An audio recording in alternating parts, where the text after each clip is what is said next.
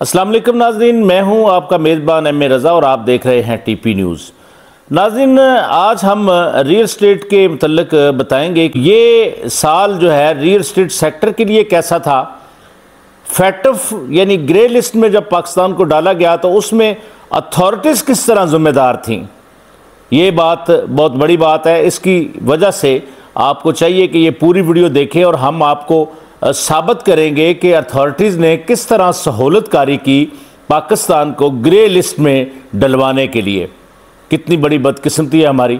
इससे पहले कि ख़बर की तफसील की तरफ जाएं, चैनल को लाजम सब्सक्राइब कीजिए, साथ में लगे बेल आइकन को भी दबाइए। नाज़रीन, पीडीएम की गवर्नमेंट आई, उससे पहले पीटीआई की गवर्नमेंट थी। उन्होंने बहुत सारे बेशुमार टैक्सेस प्रॉपर्टी पर लगाए, लेकिन पीटीआई के दौर में जो रियल एस्टेट सेक्टर की क़यादत थी, यानी इनकी जो एसोसिएशन थी, उन्होंने बड़े कामयाब मज़ाकरात भी किए, बल्कि प्रोटेस्ट भी किए और प्रेस कॉन्फ्रेंसेस भी की। तो उन्होंने खैर वो टैक्सेस वापस इनसे करवाए, जिससे कुछ कारोबार में बेहतरी आ गई। लेकिन नाज़रीन, जैसे ही पीटीआई की गवर्नमेंट गई और पीडीएम की गवर्नमेंट आ गई तो उन्होंने मिफ्ता इस्माइल की सूरत में एक तोहफ़ा जो वज़ीर ख़जाना की सूरत में था वो पाकिस्तानी कौम को दिया। उस मिफ्ता इस्माइल ने क्या किया कि आते ही जो सबसे चलने वाला सेक्टर था रियल एस्टेट सेक्टर, इसके ऊपर फाइलर और नॉन फाइलर और न जाने कौन कौन से टैक्सेस इसने इस तरह से लगाए कि लोग जो इन्वेस्टमेंट करने वाले थे वो भाग गए और कारोबार बिल्कुल ठप हो गया, मंदे का शिकार हो गया। प्लॉट्स के रेट नीचे गिर गए, जो प्रोजेक्ट चल रहे थे वो वहीं रुक गए। क्योंकि इस कारोबार के चलने से आपको पता है नाज़रीन, बहुत सारी इंडस्ट्रीज़ भी चलती हैं और कारोबार जब ये चल रहा होता है तो इससे बहुत सारे लोगों को माली फ़वाइद भी मिलते हैं, क्योंकि ज़मीनों का कारोबार हमेशा से बाबरकत रहा है। तो जो छोटे छोटे इन्वेस्टर थे उन लोगों को बहुत बड़ा नुकसान इसमें हुआ। मजमूई तौर पर कहें कि ये एक प्रॉपर्टी सेक्टर के लिए बुरा साल था, तो इसमें कोई दो राय नहीं होगी।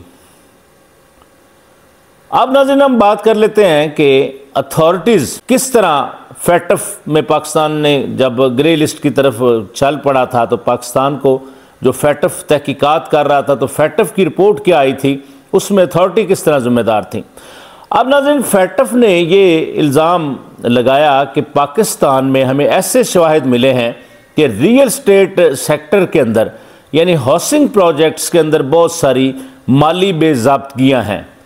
अब वो माली बेज़ाब्तगियाँ क्या हो सकती हैं? काला धन है जो कि बग़ैर पैसा डिक्लेयर किए हुए हुकूमत को, यानी एफबीआर को भी उसका कोई फ़ायदा ना हुआ, टैक्सेस भी ना दिए गए, और ना सिर्फ वो काला धन इकट्ठा किया गया बल्कि उस पैसे को मनी लॉन्ड्रिंग के तौर पर भी इस्तेमाल किया गया और उसके शवाहिद भी फैटफ ने हासिल किए। पाकिस्तान को जो ग्रे लिस्ट में डालने की यही वजूहात उन्होंने बताई।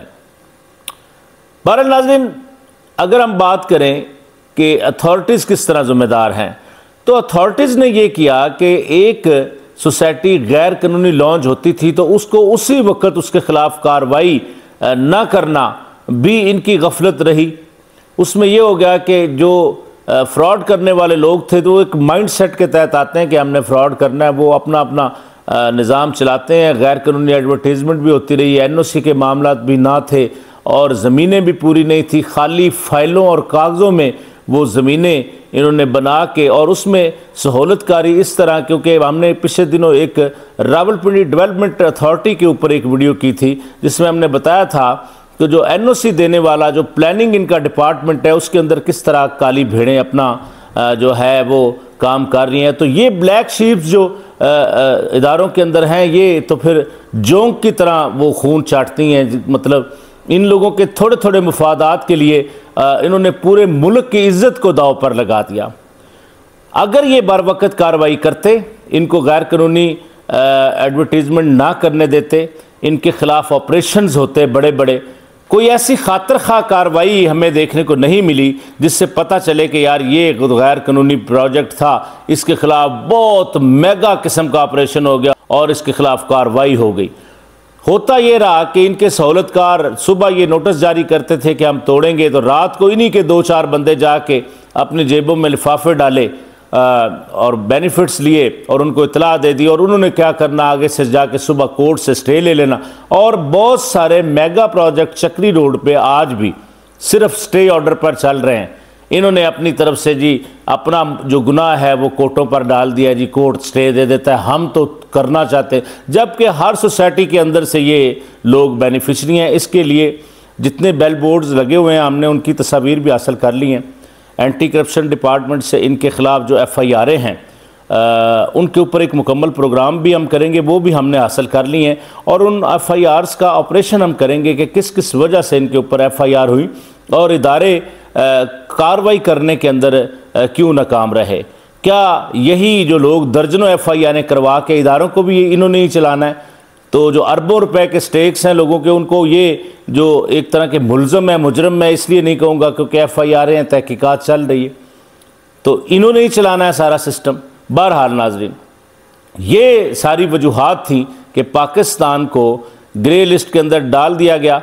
FATF ने ये बड़ा इल्ज़ाम पाकिस्तान के ऊपर आयद किया कि यहाँ पर रियल स्टेट का निज़ाम ट्रांसपेरेंट नहीं है और उसमें इदारे कहाँ तक ज़िम्मेदार हैं, मैंने आपको स्टोरी बता दी है।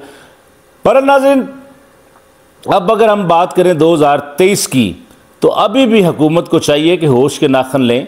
ये चलने वाला एक शोबा है, इसको इतनी सहूलतें दे दें। ये तो वो मिसाल है कि जितनी क्वांटिटी ज़्यादा होगी तो उसकी प्रॉफिट भी आपको ज़्यादा मिलेगी, भले उसकी परसेंटेज कम हो, लेकिन कम से कम क्वांटिटी तो निकल रही है, तो हिसाब वहीं आ जाएगा। जब अगर आप इनको डिफ़िकल्ट बना देंगे, मुश्किल बना देंगे, तो इन्वेस्टर नहीं आएगा। क्वांटिटी तो बढ़ने की मिसाल ही फिर इसमें नहीं होगी, कि सवाल ही नहीं पैदा होता कि लोग फिर निकलें। क्योंकि आप ये समझ लें कि पिछले 8 महीनों से कोई इन्वेस्टर पाकिस्तान के अंदर नहीं आया जिसने पाकिस्तान के ऊपर एतमाद किया हो कि मैं यहाँ पर इन्वेस्टमेंट करता हूँ।